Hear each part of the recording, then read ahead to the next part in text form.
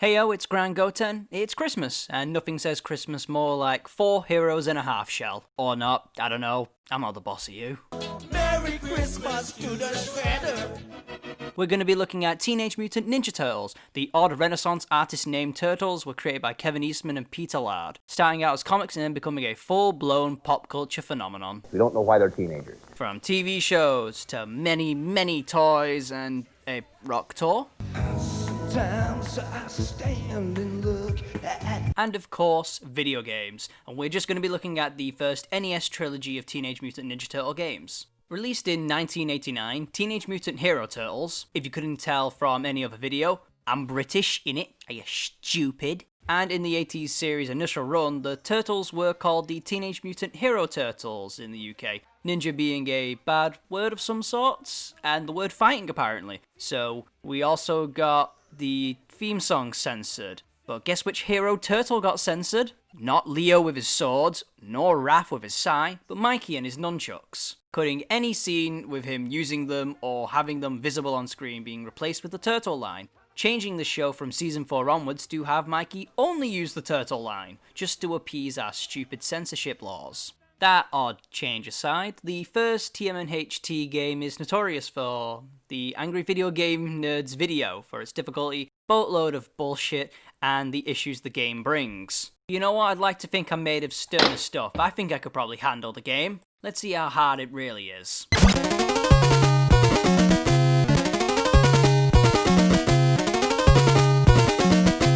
I'm sorry I doubted you, father. Teenage Mutant Hero Turtles plot is basic, considering the time it's from. I'm not expecting an epic tale of proportions. Shredder is a gun called the Life Transformer gun, which could turn Splinter back into his human form. But first we gotta save April from Bebop and Rocksteady. Suddenly, there's bombs at the dam, and we gotta go underwater and witness the rise in the game's horrendous life choices. Oh, so many enemies and terrible Mega Man syndrome where off-screening an enemy can erase them, but coming back will just revive them as if nothing happened.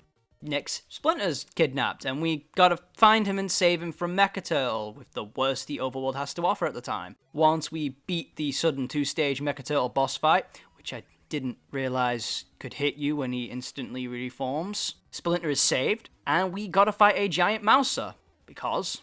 And then find the Technodrome, and after the love that is trial and error, we fight the Technodrome and siege its innards. Travelling through the Technodrome to get to Shredder, we go through the awful, and I cannot state this enough, awful hallway before the Shredder, where we finally fight the big bad armed with the before-mentioned gun, which can insta-kill one of your turtles, by the way, or at least can take out half your energy with a simple love tap. But once Shredder is defeated, the day is saved, and that's it.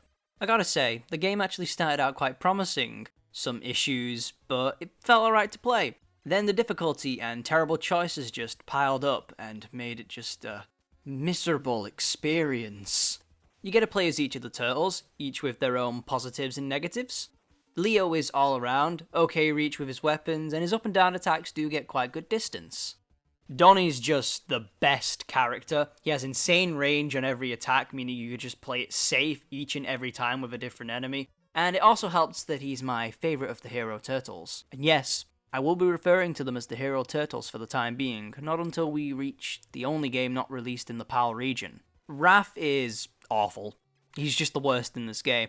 Pitiful range, horrible up and down attacks, and making him the worst for every single situation. But that in turn makes him the only hero turtle to survive half of my encounters, as I barely used him. Mikey is just like Leo, okay range on all his attacks, but his down and up attacks feel simultaneously better and worse. Like the hitbox is really big, but then just suddenly goes really small and hits absolutely nothing midway.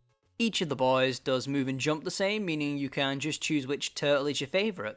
And if it's Raph, I'm very, very sorry for your loss. Look at how they massacred your boy. Levels themselves started out quite simple, just a tad too many enemies, but they felt manageable. Then just suddenly after the second Sui it ramped up as if I was already ready for the big leagues. After the whole damn section, I always knew I had something against dams, and now the Hero Turtles gave me a reason. I stand by it. The time limit isn't even that much of the problem. The locations of the bombs don't change, thankfully, but The sections with the electric seaweed, the fact that when you're near a laser they suddenly have a gravitational pull, it's brief, but I hate it. I just hate it. And suddenly with Splinter being captured, you get to bear witness to the worst the overworld has to offer, going back and forth between one home to get missiles for the party wagon to then learn the proper path to the house that actually has Splinter in, just to find yourself needing to go back and getting the rope. Don't forget the rope, you'll need it. Not that the game will tell you unless you keep pausing to hit April go, you have my support. And now you're at the base. A base, you know the base. Turtle lore of the base. You just travel through tunnels and get to the final building that'll host a giant mouser. It's the easiest thing in the entire game, especially with Donatello, you beautiful turtle, you making this game your kinda bitch. Once that's all done and dusted at the base, you make your way to the Foot Clan base. And try to reach the Technodrome with our lovely friend Trial and his significant other Error. Each time, there is a potential chance to not make it to the Technodrome. Nope. Ah, there it is. Yeah, that makes sense. After beating the Technodrome, the game likes to ramp its already bad number of enemies and horrible level design into maximum overdrive, where the worst of the worst comes, and you reach it. The final hallway. The final test. Can you make it? I didn't. It was just horrible. I could handle all the issues the game had to throw at me, for the most part, but the hallway just piles on so much that you just wouldn't care about Shredder's instant kill move when you reach it. Teenage Mutant Hero Turtles is a mismatched first try for the Turtles, and I do not recommend anyone to play it unless you've got a horrible curiosity and a most likely an extreme lover of the 80s versions of the Turtles. Now the sequels, well, I can't sugarcoat that. They're just infinitely better, it's insane. I had so much fun in comparison, even if I wasn't doing too well at them. Teenage Mutant Hero Turtles 2, arcade game, is just a home port of the Turtles' first jump to the arcade, but given the 2 to help confusion with the prior game. It being a coin-op beat-em-up, it's just a pure blast from start to finish, and it really wants you to know that it's not pulling its punches. And being a beat-em-up, the plot is bare bones, and also something we've never heard before. Shredder and Krang have kidnapped April and Splinter. Now our heroes in a half-shell have to get them back and beat the ever-loving shit out of everyone in the way. Each turtle controls the exact same again, but with small differences to help you pick out your favourite. Donnie has the most reach but low attack power. Mikey has less reach but slightly better attack power. Leo is, again, an all-round character. And Raphael, as usual, having pitiful reach but great attack power, leading him to be the one turtle I choose the least. Such is the life of Raphael. Hero Turtles 2 isn't insanely long, but boy, it is brutal. But compared to the last game, this one's actually fun. And it feels rewarding when you get used to how enemies act and how you should approach them and how groups of enemies themselves should be tackled. Though a good jump kick does the job most of the time. Too many enemies? Jump kick. 2 enemies? Jump kick. Boss fight? Jump kick. Single enemy? Jump kick. It's just the best way to go, really. Speaking of the boss fights, we do get a better variety of bosses this time, with no random giant mounts there to fill in some form of a quota.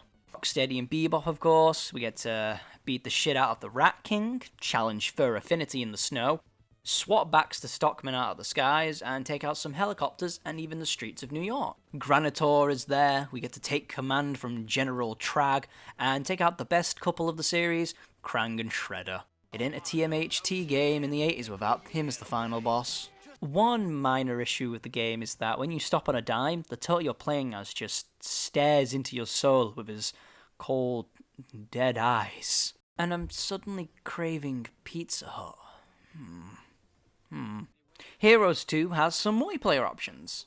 Turtle Game A and B are just your basic co-op with friendly fire turned off and on. Adding in another player does help spice things up, with 2 different turtles ripping and tearing through Shredder's Foot Clan. Teenage Mutant Hero Turtles 2 is just a vast improvement over the first game, leaving the third game with some pretty big boots to fill. And it just smacks out of the park instantly. Teenage Mutant Ninja Turtles 3 Manhattan Project is the best Turtles game on the NES. Not that it has much competition. I'll talk about Tournament Fire in the future. Manhattan Project starts with a ballin' intro of the turtles just relaxing in Florida, a well-needed vacation after almost drowning in a dam and feeling with the chance of being reverted back into non-Teenage Mutant Ninjas. The Shredder appears and he's kidnapped April, of course. Gotta fill those boxes in. But this time he's taken Manhattan Island and taken it to the skies and challenging the turtles to come to his lair and stop him. Simple and effective. Gotta respect Shredder for literally creating Angel Island before Angel Island. You can even overlay them and they look quite similar. Travelling from Florida to the streets of Manhattan, right into the Technodrome and then Krang's spaceship, you just get a whole variety of stages and visuals and music that just make TMNT Free just an amazing experience after playing through those other games. Each of the turtles has their strengths and weaknesses, similar to the prior game, with new animations for their attacks, and again, like the other games, Raph is completely shafted. Look at that pathetic little stab he tries. Free games, and free times, Raphael is the worst option. Damn! Added to the turtles' arsenal is the ability to grab opponents and throw them behind you, helping minimize issues with crowds now in stages. It's a really nice and welcome addition to the moveset, even if it is just a simple throw. Even included as bosses are Toka and Razar from Secret of the Ooze. Super Shredder even makes an appearance as the final boss for the game. And he is one tough boy. Can't even use the pier to take him down. The pier's too high on a tier list now against the Super Shredder matchup. Manhattan Project has the same type of multiplayer as Heroes 2, friendly fire off and on, but since it's playing through Manhattan Project but with a friend, it just makes it all that much better. Like the cherry on top of a turtle sundae. That's a gross image. Manhattan Project is just pure unbridled joy from beginning to end. My only hiccup is the Bebop boss fight. I never knew a simple ball and chain on his forehead could cause me so much stress, and my strategy of jump kicking just no longer works against him. Out of all of the free games, Manhattan Project is hands down the best one in the trilogy. Now I know there's also Turtles in Time, which is called number 4 for most, but we all know that game's great. Praise gets sung as if it's God's gift to the earth among turtle games. It's so great it saved my child from a burning building even. But in all seriousness, Manhattan Project is probably the only Turtles game from the NES trilogy to be worth anything. It's a pretty solid beat 'em up, and while it has its fair share of bebop in a ball and chain hat, it vastly overshadows the other two games, and the first one has its notoriety for its difficulty and horrible levels. 2's just there, an improvement, but really nothing much when compared to what Manhattan Project does. I hope you enjoyed a look at the Turtles' humble home console beginnings, so to speak. Which Turtle in series is your favourite? I already mentioned Donatello for me, and probably the 2003 series. Special thanks to Tem for recording the multiplayer footage with myself. Please make sure to also like the video, and if you'd like to take a look at some of the other videos I've created, and maybe after that we can take the next step in our relationship and you'll subscribe. With 2020 coming to an end and the horrible time it's been, I hope to get more consistent content out there for you fine people, and we can all enjoy some terrible licensed games together. Thank you for watching, and stay safe out there.